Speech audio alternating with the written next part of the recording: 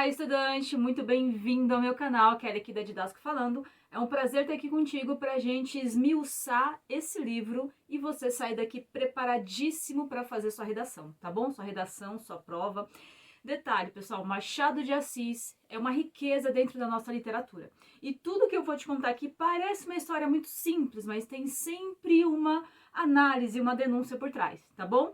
Já comece o vídeo com esse radar ligado, que no finalzinho eu vou te falar exatamente como que a professora vai cobrar isso na prova. Combinado? Então, papel e caneta na mão, dá um play e vem comigo.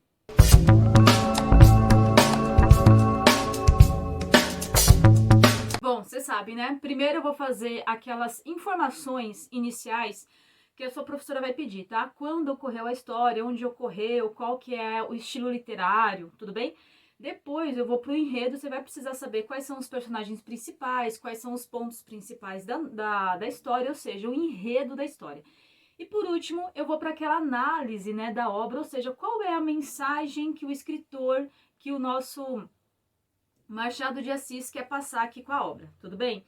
Então vamos primeiro aqui falar dos aspectos literários. Vamos lá, Casa Velha, ela é escrita aí por Machado de Assis como se fosse uma novela. O que é isso, pessoal? São contos muito curtinhos, tá? E normalmente passa com um núcleo muito pequeno ali, uma família, um núcleo de 5, 7 pessoas, é bem curtinho.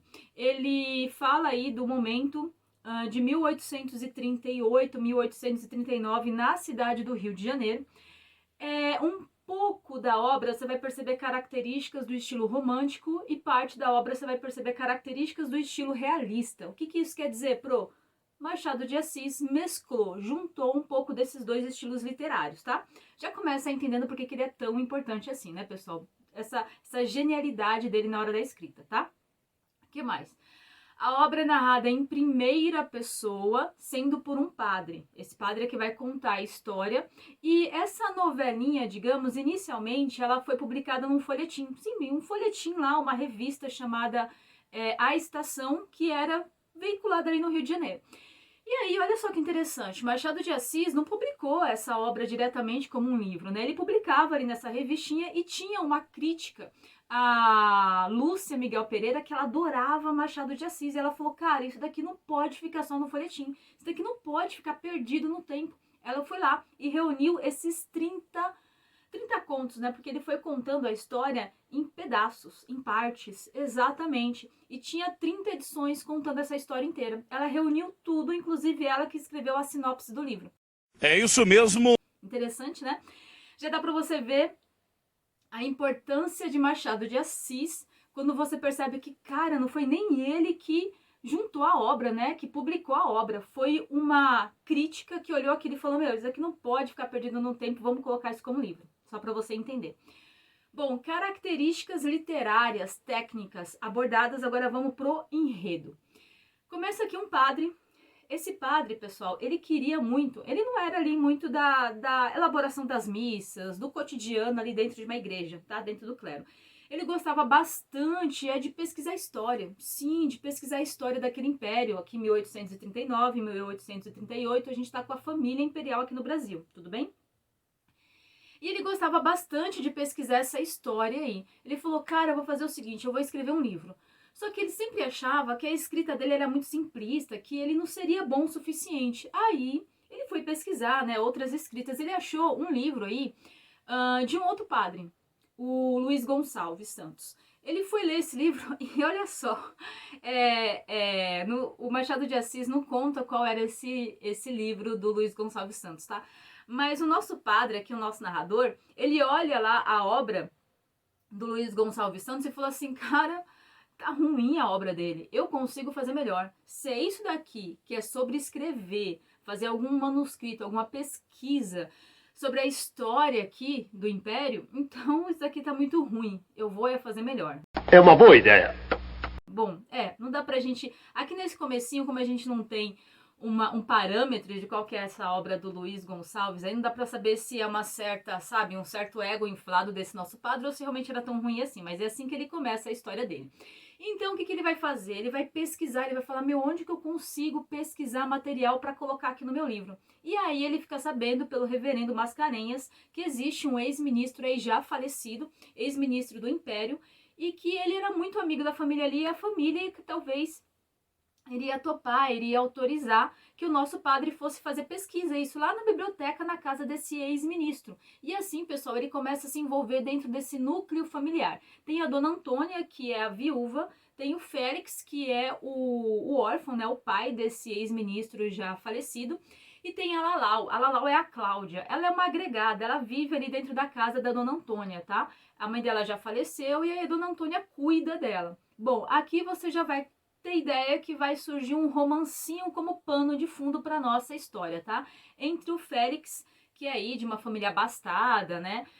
De elite, e essa Lalau, que já é de uma família muito mais humilde, muito mais pobre, que vive ali de favor. Vai ter um romance entre esses dois personagens. Bom, não preciso demorar muito para começar aqui a abordar que a dona Antônia, ela não vai querer esse romance, pessoal, porque afinal de contas ela queria que o filho dela, o Félix, ele casasse ali com alguém também da elite, da alta nobreza, por dois motivos, tá? Primeiro, porque você precisava mostrar para a sociedade que a sua família ela continuava no topo da elite, ok? Que só a elite se envolvia com a elite e, digamos, a classe humilde, né? A periferia, ela iria se envolver com a periferia. Há aqui uma divisão de classes. Tome nota aí que isso daí com certeza já é a resposta de uma pergunta da sua prova. Show? Continuando aqui a história. E por outro motivo, né? Ela precisava manter a riqueza dentro dessa família. Se você coloca ali uma pessoa de uma classe mais humilde, digamos que vai diminuir a riqueza. E ela precisava manter isso daí. Aí, seguinte, aí pausa aqui, tá? Eu já volto para esse romancinho aí. O nosso padre tá fazendo uma pesquisa ali na biblioteca. E aí ele começa a ter muita amizade com o Félix, com o Lalau, com a Dona Antônia. Pessoal, ele realmente é inserido dentro desse núcleo familiar. Todo mundo passa a gostar dele. Ele, como é um reverendo, né, um padre, as pessoas admiram ele pelo celibatário. Aquela imagem, vamos lembrar que a gente está aqui no século XIX, a igreja tinha bastante poder político. Tinha bastante, era benquista, sabe? Todo mundo via a igreja e falava, nossa, um padre, que figura que eu devo adorar, amar, né, admirar. Então era assim que ele era visto. Bom, ele vai fazer lá uma pesquisa, vai durante vários livros ali, e ele encontra um livro que era era uma história fiorentina. Era um clássico, digamos, da Itália, né? E que contava, dentro desse clássico, que algumas folhas dele tinham sido arrancadas, porque era um momento que a história, digamos, ela tomava ali um fundo, ele até comenta, né, que deixava as pessoas com um certo rubor, deixava as pessoas vermelhas só de ler. Ou seja, alguma coisa tinha de polêmica ali. E aí dia vai, dia vem e tal, ele começa a pesquisar esse livro e descobre que esse livro tem uma cópia na biblioteca do ex-ministro. Isso. E aí, quando ele descobre o que era né, esse conteúdo, ele num diálogo ali, ele divide com o Félix. Ele fala, meu, você não acredita. Sabe o que é esse conteúdo aqui que tinha arrancado? Eu descobri no livro do seu pai, ele tem uma cópia. Sim, essa história fiorentina conta a história de um padre Fano, que ele foi violentado por outro padre. Isso, o Fano foi violentado pelo padre Farnese. Ou seja, teve um ato sexual ali, um ato de homossexualidade dentro da igreja, e por isso que aquilo era tão polêmico. Aqui, o Machado de Assis, depois ele faz ali nessa historinha, alguns comentários que a gente fica com ponto de interrogação, tá? Porque dá a entender, aqui tem muita subjetividade, tá, pessoal, o romantismo, dá a entender que parece que esse padre, ele tá um pouquinho apaixonado pelo Félix, sabe? Assim, uma certa admiração, ok? Mas isso daí depois acaba se perdendo na história e não volta. Ou seja, ele deixa um ponto de interrogação característica de Machado de Assis, ok? Eles estão deixando a gente sonhar. Já lembra lá de Capitu e Bentinho, que inclusive tem aqui no meu canal. Voltando ao raciocínio. Então ele coloca essa temática dentro do livro, joga lá, sabe? Joga aí na parede e fala, leitor, toma essa historinha aqui para você já entender um pouquinho que eu não vou ficar falando sobre essa sociedade politicamente correta. Eu vou colocar aqui, vou levantar esse tapete e falar de algumas questões que acontecem na sociedade, mas que a elite não comenta, tudo bem? Aí voltando para nossa historinha. Bom, lembra que eu falei que a dona Antônia não queria que o Félix ali tivesse um romancinho, um casamento com a Lalau? Então, o que ela vai inventar, pessoal? Ela vai inventar que a Lalau, lembra que ela tá ali como agregada? Então, ela é filha de um caso extraconjugal que o marido dela teve. Exatamente, pessoal. Então, buga a cabeça do Félix. Ele fala, hã? A Lalau, ela é minha irmã? E a Lalau também, ela gostava bastante do Félix. Ela fala, nossa, agora acabou a história, sabe? Agora não vai rolar o meu romance com ele. Porque, afinal de contas, 2 motivos. Primeiro, o pai dele, meu pai também, acabou envergonhando minha família. Não me diga! Teve um caso extraconjugal. Olha só o rolê aqui. E outro fato, agora também eu sou irmã dele, eu não posso mais ter nenhum relacionamento com ele. E daí isso esfria. E o Félix, ele vai começar a se envolver com uma sinhazinha, que era lá da elite, realmente, era uma pessoa mais abastada financeiramente. A mãe dele queria muito que ele tivesse esse rolê, esse matrimônio, tudo bem? E a nossa Lalau aqui, ela vai começar também com outro namorico lá, com uma pessoa também, ó, digamos assim, da classe social dela, de menor poder aquisitivo, uma pessoa mais humilde. Aqui também Machado de Assis deixa muito claro, sabe? Vamos separar essas classes sociais, cada uma dentro do seu quadrado. Aqui ele coloca isso pra gente se atentar. Bom, aí o Machado de Assis fala um pouquinho mais da história e tal, e aí chega uma festa. Chega uma festa que aparece a Dona Mafalda, que é tia, então, da Lalau, tá? E aí o padre ali, lembra que ele era bastante íntimo dessa família agora. Ele tá conversando com a Lalau, tá conversando com a Mafalda, fala, escuta, você tá sabendo aí que a Lalau, na realidade, ela é irmã do Félix? Aí essa tia fala, ó, não é isso não, esse rolê aí tá errado. Na realidade, sim, o ex-ministro, ele traiu a Dona Antônia. Ele teve aí um casinho com a mãe da Lalau, mas a Lalau não é filha dele. A Lalau já era nascida. Nasceu, ele teve sim um bebê e esse bebê faleceu. Aí você fala, hã? Então, cara, então peraí, o rolê, o romance agora, a Lalau também ficou com uma história mal vista do ex-ministro, e agora? Aí o padre fala, não, eu preciso esclarecer essa história. Digamos aqui que o padre gostava, assim, ele era quase um jornalista, né? Ele gostava de umas histórias, de trazer, de levar, entende? Aí ele foi contar pra Dona Antônia, falou, escuta, você falou pra mim que a Lalau era filha do ex-ministro, do seu esposo falecido aí, mas não é isso não, era um bebê. Aí o que a Dona Antônia fala? Eu sabia disso. Chega na história que você fala, poxa, cara, Dona Antônia vai fazer isso mesmo? Ela falou, eu sabia, eu precisava era afastá-lo. Que deselegante. Você não percebeu, não? Eu queria afastá-lo, eles. Tanto que o padre, nesse momento, ele questiona ela, né? Ele fala, olha, você acabou aí, né, jogando água aí no relacionamento dos dois, não precisava de tudo isso. Por que não? Aí qual que é esse preconceito entre classe social? Por que não a Lalau aí se casar com o seu filho? Aí o que ela pergunta pra ele? Ué, e por que não a Lalau também se casar com alguém que é da mesma classe social dela? Por que não? A Dona Antônia, pessoal, ela é um personagem bastante inteligente, tá? Ela é um personagem bastante frio, bastante calculista, bastante metódico aqui, tudo bem? Voltando para nossa historinha. E aí, então, digamos que Lalau e Félix já estavam meio distanciados, já estava meio frio aquela história, eles não voltaram mais. Lalau, sabe o que aconteceu com ela? Ela foi costurar, foi trabalhar, saiu da casa da Dona Antônia, casou lá com um rapazinho que ela estava namorando, e agora ela ia, digamos, trabalhar e construir a vida dela. Aqui eu vou fazer um parênteses, faz aí também, toma nota que eu tenho certeza que isso vai cair na prova, porque já caiu em questão de vestibular. O que Machado de Assis coloca? Naquela sociedade do século XX, ele já dá uns indícios ali da mulher, sabe? Parece que acordando, falando, escuta, então eu vou trabalhar, eu vou cuidar da minha vida.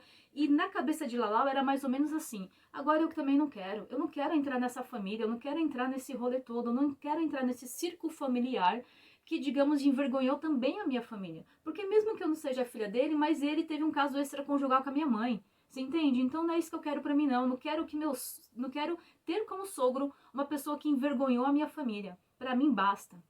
Lalau deu um gelo na situação, entende? Ela falou assim, eu posso até continuar gostando dele, mas pra mim acabou por aqui. Exatamente.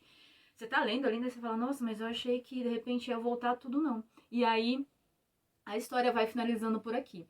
Tanto que no final, Machado de Assis termina, né? Com uma frase final mais ou menos assim, olha, cada um pro seu lado.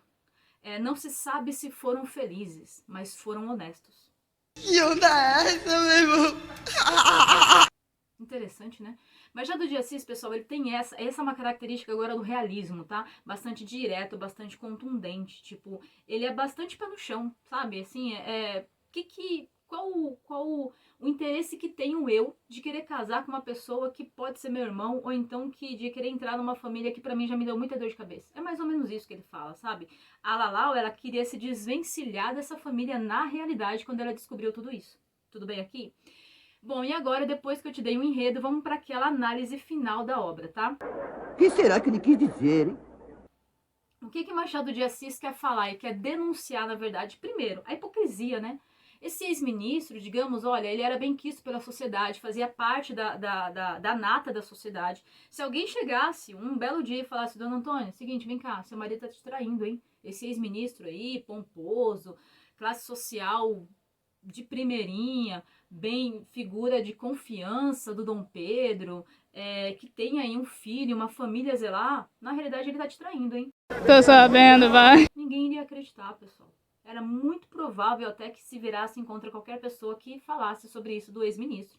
Porque aqui, o que Machado de Assis está falando? Escuta, ele tem sim ele ocupa um cargo social, ele ocupa um cargo na família, ele tá numa elite, mas ele também, aqui, digamos, debaixo dos panos, sabe? Tira essa cortininha rosa, olha por trás, também tem vários BOs aí. É mais ou menos isso que ele comenta, tá? Outra questão aqui, ele fala bastante dessa ideia de politicamente correto. Fala bastante da questão do adultério que havia durante a elite. Ele, sabe o que ele mostra? Ele fala, ó, adultério não ocorre só na classe mais simples, não. Adultério ocorre, sim, na elite. E isso eu preciso documentar aqui. Embora, outro comentário, ele faça ali uma análise psico desses personagens um pouquinho mais superficial, mas de vez em quando você percebe que ele fala ali algum comentário do sentimento, da mentalidade. Então ele faz uma análise psico desses personagens. Por fim, não menos importante, ele fala bastante dessa questão de manter as aparências, de valorizar o material. Essa sociedade, ela não estava nem preocupada, digamos, em ser feliz, sabe? Ela queria ter dinheiro, ela queria ocupar um cargo dentro da sociedade, um cargo alto. E por último, agora sim, por último, ele fala da influência do clero, ou seja, o personagem principal aqui praticamente é o padre. E esse padre é que vai desvendar uma história, é que vai ajudar logo a separar, logo a juntar um casalzinho, é que vai pesquisar sobre uma história que ele quer contar, é que vai ter influência e vai chegar dentro da casa de um ex-ministro, é que vai ser bem apresentado. Só o fato de ele fazer parte da igreja, do clero, ele já é bem visto na sociedade. Então, Machado de Assis também fala do quanto que essa sociedade, digamos, admirava a igreja. Não entendi foi nada. Olha, análise completíssima, hein? Cumpriu o que eu te prometi. Agora vale sua inscrição nesse canal, não vale? Comenta aqui qual outra obra você gostaria que a gente analisasse. Divide esse conteúdo com aquele amigo, com aquela amiga, sabe, que tá precisando ir para a prova. E claro, revise isso, faça suas anotações, que eu tenho certeza que isso daqui vai cair na sua prova, na sua questão, ou então pode te ajudar a elaborar aquela redação nota 1000. Combinado? Pessoal, muito obrigada por hoje. Espero muito ter colaborado e vai lá, gabarita essa prova.